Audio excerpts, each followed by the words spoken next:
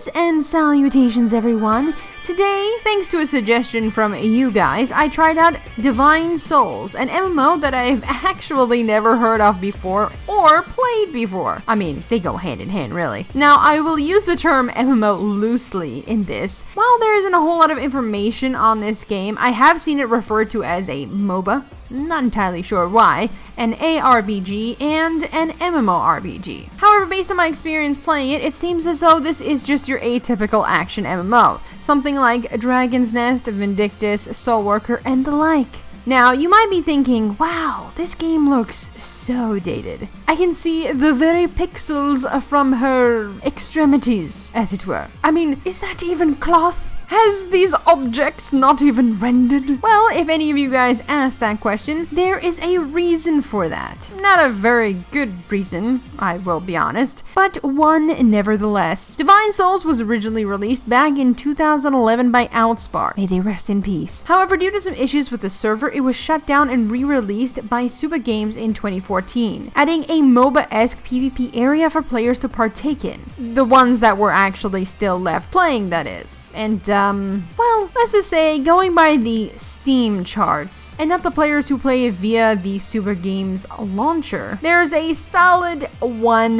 person playing. And I'm really hoping that statistic wasn't me playing, or that would be super awkward. So yeah, guys, this isn't counting the official Suba launcher player base, but I can imagine the players playing via the Super Games launcher isn't a whole lot. Let's just be honest here, especially from what I've seen being in-game. Either way, let's talk about the game's features for a moment for anyone who is actually interested in what they've seen thus far. Divine Souls plays eerily similar to Vindictus with attack combos and smooth attack fluidity. Even I myself was surprised by the fact that Divine Souls actually had smooth and crisp action combat that seemed to be rather flushed out with a decent amount of intricate combos to learn. Then there's the fact that there's an actual story in this game. A fully voiced over story with cutscenes and everything. Even more shocking than the fact that there's cutscenes and voice acting in this game is the fact that your character actually participates within these conversations. Something akin to Guild Wars 2's conversations. Just with horrible voice acting. And if Gandalf the Grey was in this, breathing helium and being high at the same time. It's an old text. So what does this phrase mean?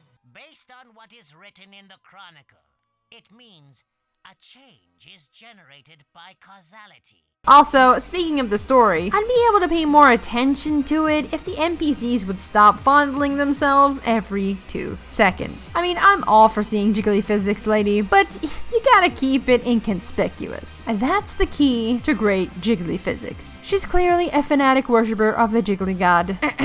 Now, talking about Divine Souls' quest hub, it doesn't seem to have one single area, like some other action MMOs out there. The hubs or non-combat areas seem to be similar to Dragon Nest in this regard. Even when going through the dungeons, the layout when choosing which dungeon you want to participate in is very similar to when I played Dragon's Nest. So it's kind of like Divine Souls mixed a bunch of different action MMOs into one, but with really bad graphics. The best thing that I found whilst playing through this game, even though I didn't personally have a bad time while I was playing, was this fun little mini game that appeared after you completed a dungeon. It was like rock, paper, scissors, but it is instead punch, kick, or block. And if you choose the winning combo against the AI, you will win, getting bonuses to that dungeon. It was pretty awesome. And I kind of like the whole Tekken kind of feel I got from it. It's a whole lot better than randomly picking between 4 random chests. So guys, all in all, Divine Souls was really weird, old, and deserted. I hadn't felt that alone since I was accidentally left in a shopping mall, hiding in the coat section whilst playing hide and seek with STIX. So, yeah. Whilst I personally had fun participating in the combat, as it really didn't seem all that bad to me, it was just way too empty. Maybe if we put some life into this game and we got a few bites playing, but until then, I really wouldn't see myself going back to this MMORPG, or MMO, or MOBA,